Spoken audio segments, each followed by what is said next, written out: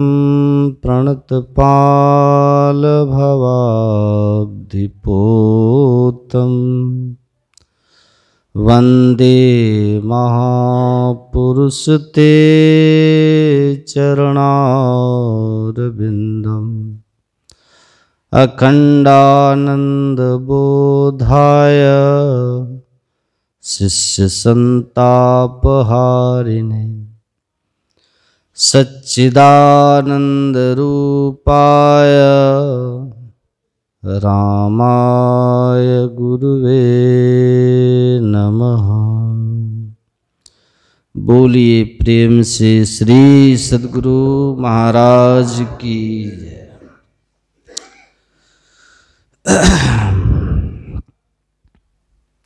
परमाराध्य सद्गुरु महाराज के पावन श्री चरणों में नमन। श्री स्वामी मनोज बाबा अर्चनीय वंदनीय मुदमंगलमय साधु समाज के पावन चरणों में नमन। इस पवित्र स्थल में उपस्थित परम आदरणीय साधक वृंद, सत्संग प्रेमी महानुभाव, धर्मानुरागिनी माताओं एवं धर्मशिला बहनों,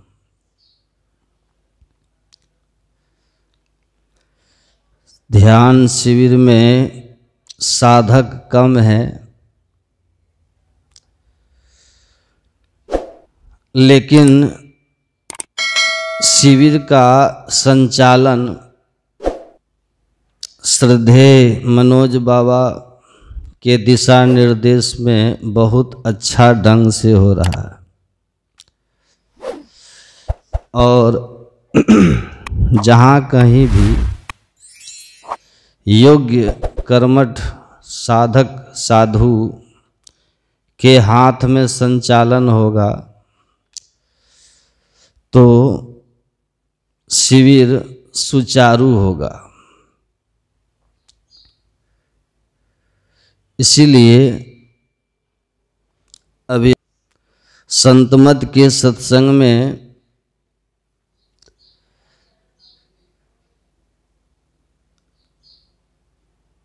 सद्गुरु की, ईश्वर की और अपने जन्म जन्मांतर के पुण्य प्रताप से यहाँ उपस्थित हुए। तो जाबाल नाम के एक ऋषि हुए। जाबाल जो थे उनका कथा भी उसी में दिया हुआ है कि जाबाल जो थे जब 10 वर्ष के हुए तो उन्होंने अपनी माता जी से कहा कि माँ, हमारे साथ के जो लड़के हैं, बच्चे हैं, सब लोग पढ़ने के लिए जा रहे हैं, गुरुकुल में पढ़ने जा रहे हैं, तो मैं भी गुरुकुल में जाके पढ़ना चाहता हूँ। तो उनकी माता जो थी बोली जाओ, तो वो भी चला गया। जब वहाँ पढ़ने पहुँचा जाबाल, तो गौतम ऋषि का आश्रम था।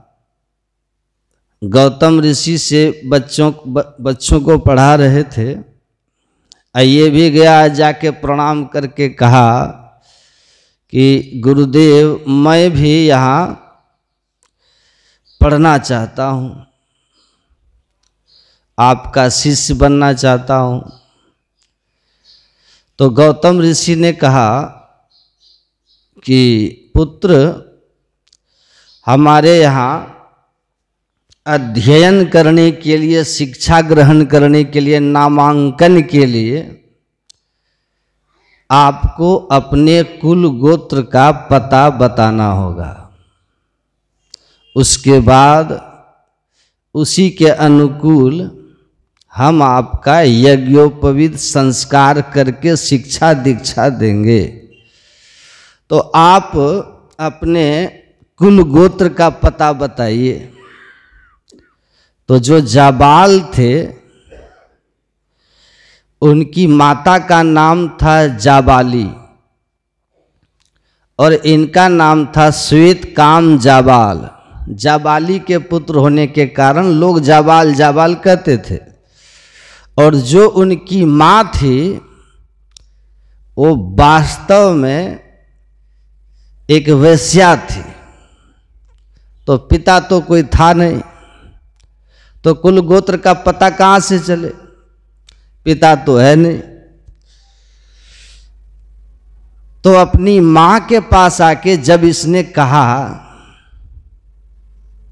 कि ऋषि ने मुझे अपना शिष्य बनाने से पहले हमें वेदादि दीक्षा देने के पहले संस्कार करेंगे, जिसके लिए कुल गोत्र का ज्ञान होना जरूरी है, तो कृपया आप मुझे मेरे कुल गोत्र का पता बताएं कि मैं ऋषि को क्या कहूं। तो उनकी माता जाबाली ने कहा, पुत्र तुम जाकर ऋषि से कहना कि मैं जाबाली नाम, मेरी माँ का नाम जाबाली है और मैं जाबाली का पुत्र श्वेत काम जाबाल हूँ, और मेरी माँ एक गणिका है, जिस कारण मुझे अपने पिता का पता मालूम नहीं है। इससे अधिक मैं आपको अपने कुल गोत्र का कुछ भी नहीं बता सकता।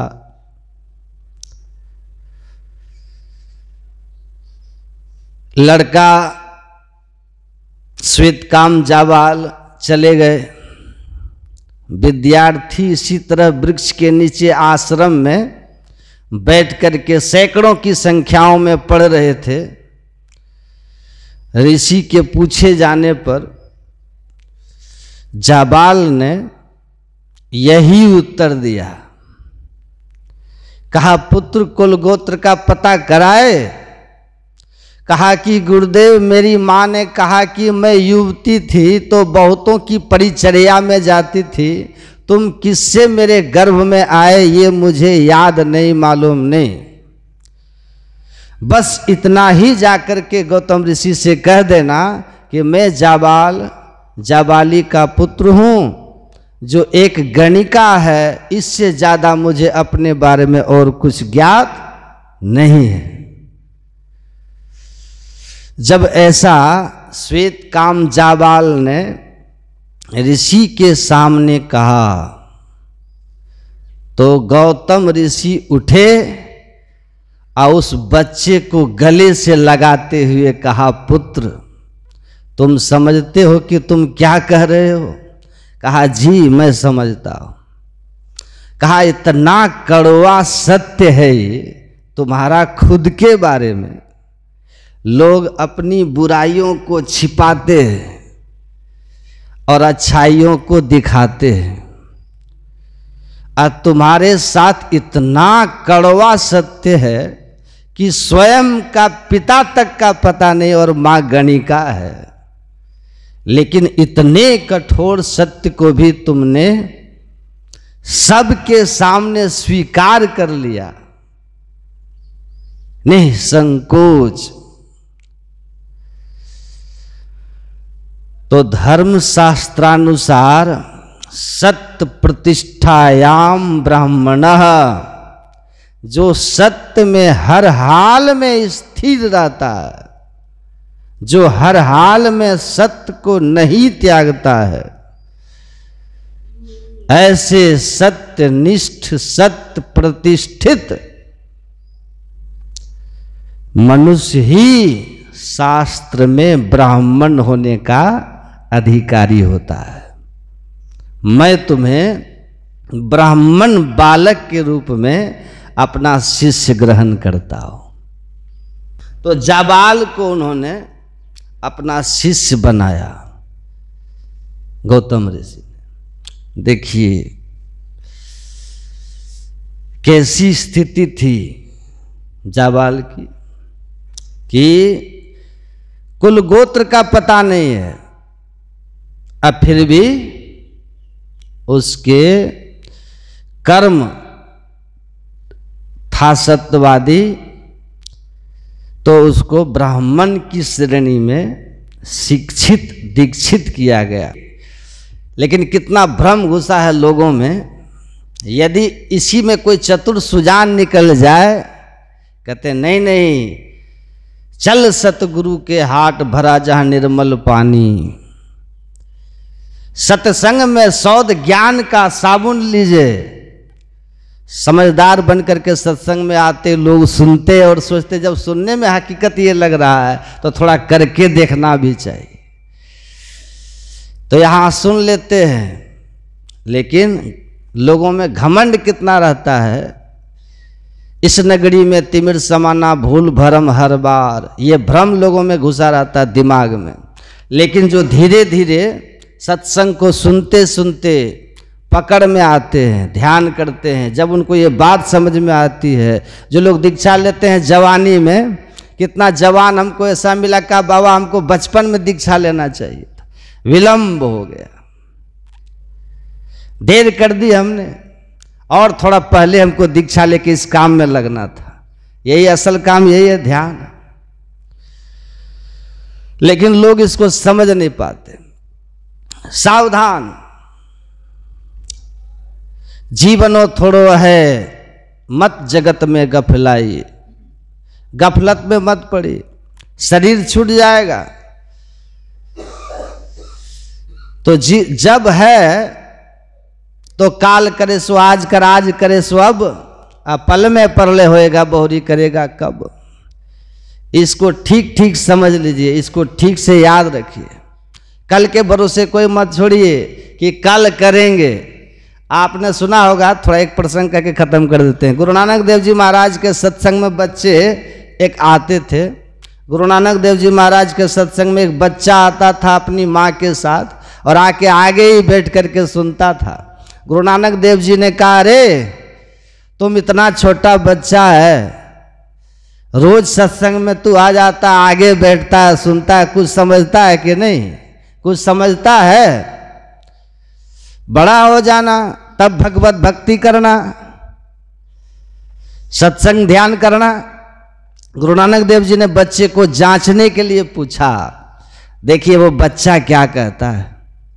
बच्चा कहता है कि मैं चूल्हे के पास बैठा हुआ था, मेरी माँ चूल्हे में लकड़ी लगा रही थी जलावन के रूप में। तो जो मोटी मोटी लकड़ियाँ थी वो तो लेट से जलती थी, देर से जलती थी, लेकिन जो पतली पतली टहनियाँ थी वो जल्दी जल्दी जल जाती थी। तो मुझे देख करके लगा कि जो नौजवान लोग हैं वो स्वस्थ होते हैं, उनको रोग आदि व्याधि आएगा तो उसको वो झेल लेंगे, लेकिन मैं तो छोटा बालक हूँ, पतली लकड़ियों के समान हूँ, मुझे तो कोई आधी व्याधि आया, हल्का भी चोट धक्का लगा तो हम तो इस दुनिया से चले जाएंगे। इसलिए हमको अभी ही सत्संग ध्यान करना चाहिए, क्योंकि हमारे मरने की संभावना ज्यादा है। इसलिए गुरु महाराज भी कहते हैं, दृढ़ प्रतीत प्रीत कर गुरु से, कर सत्संग सवेरे, सवेरे मने भोरे नहीं, जीवन के प्रारंभिक काल से जिस दिन आपको होश हो जाए उसी दिन से आप सत्संग में लग जाओ। श्री सद्गुरु बोली प्रेम से श्री सद्गुरु महाराज की जय। श्री सद्गुरु महाराज की जय। श्री सद्गुरु महाराज की जय। सतगुरु सतगुरु नित्य ही पुकारत, सतगुरु सतगुरु नित्य ही पुकारत, छीजत पाप समूह रगे, सतगुरु सतगुरु नित्य ही पुकारत।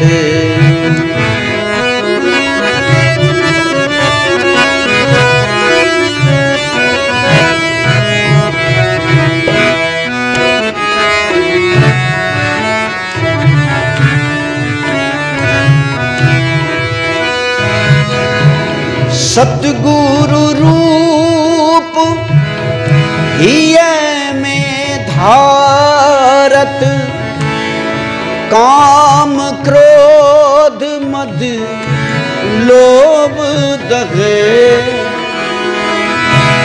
सतगुरु रूप हिय में धारत, काम क्रोध मद लोभ दगे। अमीय रूप गगी मन सुख पावत, अमीय रूप गगी मन सुख पावत। सुरत शैल ब्रह्मांड लय, सतगुरु सतगुरु नित्य ही पुकारत। छीजत पाप समूर है, सतगुरु सतगुरु नित्य ही पुकारत।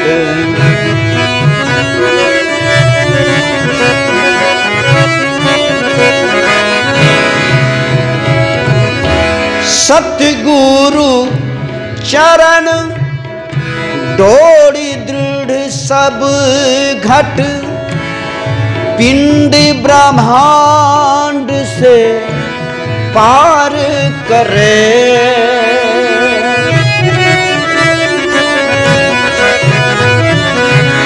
सतगुरु चरण डोरी दृढ़ सब घट, पिंड ब्रह्मांड से पार करे।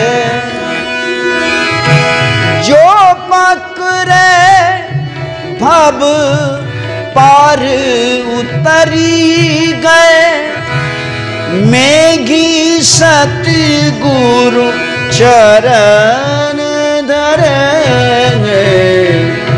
सतगुरु सतगुरु नित्य ही पुकारत। सतगुरु सतगुरु नित्य ही पुकारत। छीजत पाप समूह रंगे, सतगुरु सतगुरु नित्य ही पुकारत। सतगुरु सतगुरु नित्य ही पुकारत।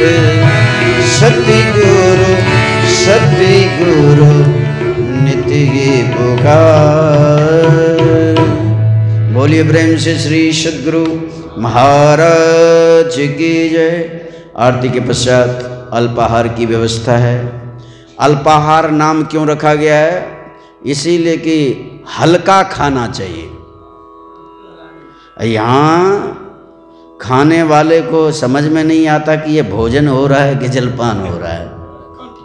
अल्पाहार का मतलब भोजन थोड़ा, क्योंकि 10 से 11 ध्यान करना है तो थोड़ा खाएंगे तभी बैठ पाएंगे। नहीं, ऐसा नहीं कि हमारे यहाँ आए हैं तो इसीलिए बोल रहे हैं थोड़ा खाइए, ऐसी बात नहीं है। आप हम लोग सारे के सारे ध्यान करने के लिए आए हैं, तो अल्पाहार की व्यवस्था है। आरती के पश्चात पुनः पूर्वाहन ध्यानाभ्यास 10 से 11, 10 से 11 के बाद भोजन की व्यवस्था। इस तरह कार्यक्रम चलता रहेगा। आप सभी कार्यक्रम में सादर आमंत्रित हैं। और जो अभी तक सहयोग राशि नहीं दे पाए हैं, आग्रह है कि समय बहुत कम बचा हुआ है, आप इस सुनहरे अवसर को ना छोड़ें, सहयोग राशि पहुंचाने की कृपा करें। श्री सद्गुरु महाराज की जय।